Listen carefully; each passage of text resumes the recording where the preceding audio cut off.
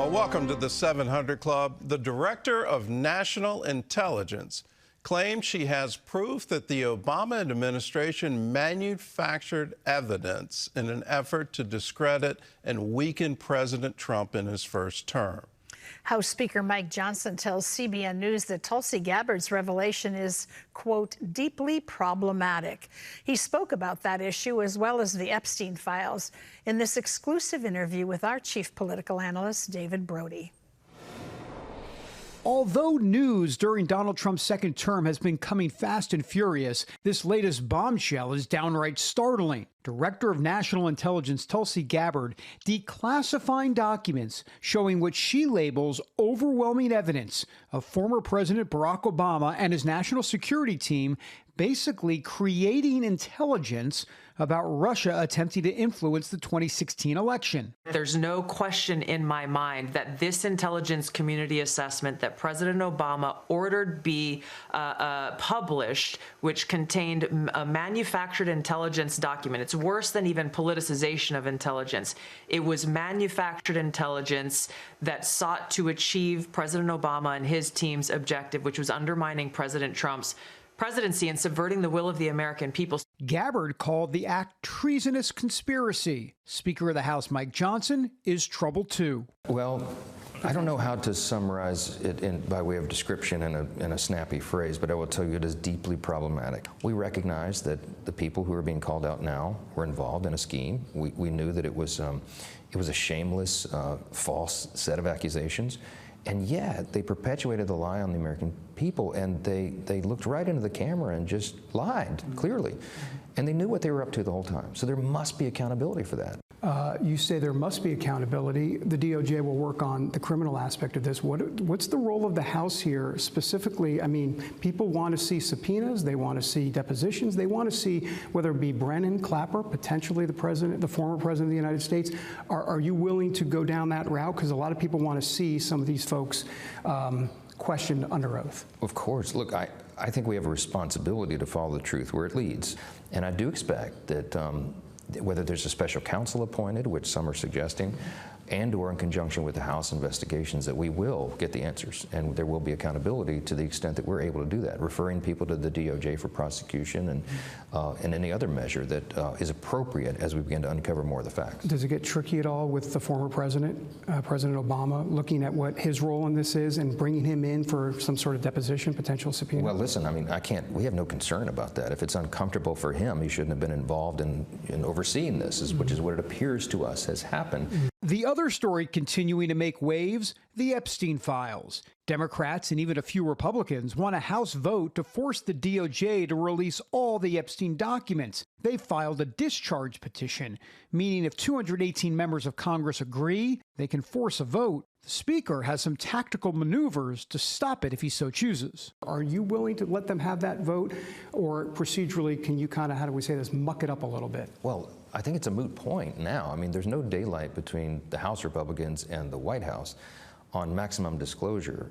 The president has said that he wants all credible evidence to come forward, and he's now ordered the grand jury testimony or asked the DOJ and the Attorney General to request that of the court, and they have, and we'll allow the space for all that to play out. And so if there's a role for Congress to play, we will. But right now, we're in full agreement with the Commander-in-Chief. So would you allow then, or you would not allow the discharge petition to go forward? The discharge petition is a political ploy. The Democrats are playing games with this. You know, I'll let everybody else determine the motives of everyone involved, okay? But obviously the Democrats here have shown their hand many times. They want to try to damage the president. They want to go after President Trump. They want to put speed bumps in the way of all the progress we're making, and they see here a political opportunity. For the Speaker of the House, just another politically charged and busy week on Capitol Hill. David Brody, CBN News, Washington. I have to say that was a very carefully measured response, but also a very firm response. And as we look at what's happening with these revelations, that, you know, what really occurred in 2016, you have the end of the Obama administration, the manufacturing of the Steele dossier, and then this incredible nightmare where literally every member of the Trump administration, and everybody in the White House had to hire their own counsel. Everyone was being subpoenaed. The FBI was being unleashed to entrap members of his cabinet in false statements to the FBI. And it's absolutely incredible what happened. And then it seemed like the national news went along with it and went along with the ploy. So now are we going to finally see justice? We'll see, but it just seems to be this miasma of confusion at the highest levels in both the Department of Justice and in the FBI. And then these House and Senate hearings and so-called impeachment trials, all of these things happening, all based on what is clearly false information coming from the intelligence community, and now the allegation it was all manufactured.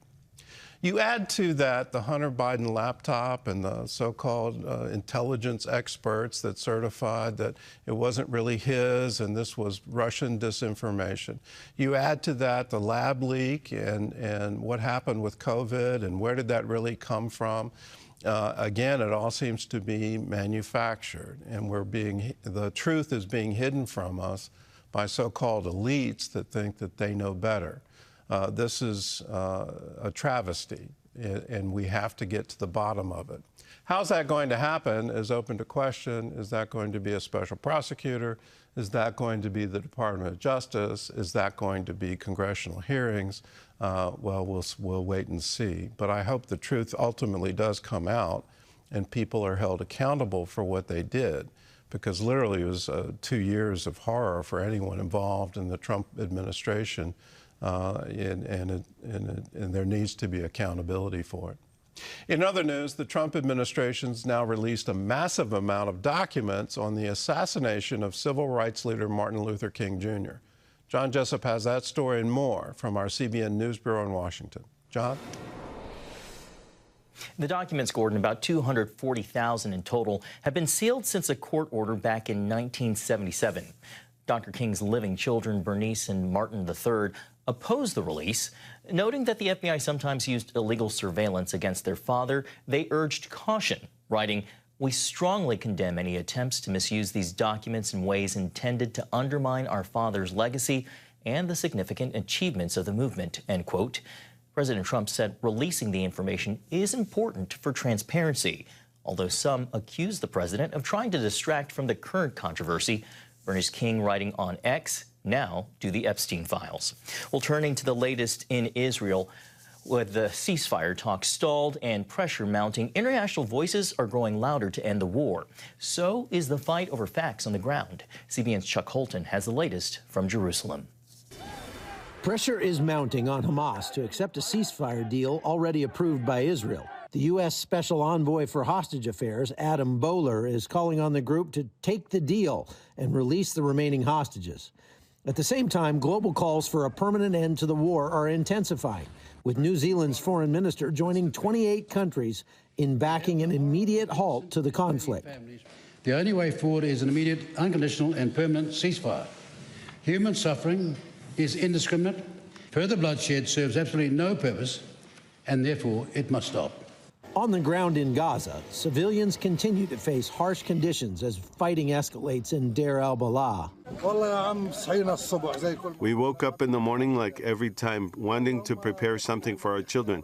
Suddenly, they had written an evacuation notice. They're asking for 2,000 shekels to leave. The situation is really very difficult. Israeli officials argue that increased military pressure is the only viable path to both ending the war and bringing hostages home.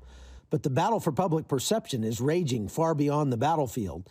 In Judea and Samaria, reports last week claimed Jewish settlers had attacked a historic church in the Christian village of Taibe. Yet a newly released police report says no damage occurred. And eyewitnesses say the story doesn't hold up under scrutiny. So the Israeli police just confirmed what we found yesterday. This piece, in my opinion, is another hit piece by the anti-Israel, pro-Palestinian movement to delegitimize Israel and make the Jews look like some sort of, equal to Hamas kind of radical groups. Waller says even the Palestinian bishop at the site admitted the narrative didn't match the facts. I said, I came and I walked in, I said, that's not what happened. He said, but that's what could have happened. I said, but that's not what happened. The church did not burn. From disputed battlefield claims to disproven headlines, the war over truth is running parallel to the war on the ground. From Jerusalem, I'm Chuck Holton for CBN News. All right, thank you, Chuck. Gordon? Well, the disinformation campaign just seems to be absolutely incredible on this, and to accuse Israel of genocide. Do they have the military capability to wipe out the civilian population of Gaza? I think the answer is quite clearly yes, they do. But what do? They drop leaflets. They tell the civilians to please move. We're getting ready to invade certain parts of your city. They set up camps. They put relief efforts in place to try to feed the population. What does Hamas do in response? Well, they attack the people trying to get the food. And then they blame the IDF for the attack. It's absolutely truth being stood on its head. The genocide and the call to genocide is entirely on the part of Hamas, on the part of Hezbollah, on the part of Iran. And the world needs to stand for the truth here. These are the forces that want to wipe Israel off the map, and that's why they're chanting from the river to the sea, Palestine will be free. They're trying to wipe out all the Jews, and when the Jews stand up to defend themselves, then they get fingers pointed at them from all around the world that you're committing some kind of genocide. It's clear that they're not. There are millions of people alive in Gaza. It's been a long war, but if your people, if your relatives were held hostages hostage in tunnels by Hamas, wouldn't you do everything in your power to get them free? Israel needs to have its citizens return, their loved ones return to their homes. As long as Hamas is holding them, Israel has every right to go after them. That's the reality. That's the truth. And all of these calls for immediate ceasefire, for Israel to stand down and somehow Hamas survive in power in Gaza, you've got to be kidding. Hamas cannot do that. There can be no peace in the future for Gaza as long as Hamas is in control. So my message to Israel, stand strong on this. Your future depends on it. Hamas cannot remain in power.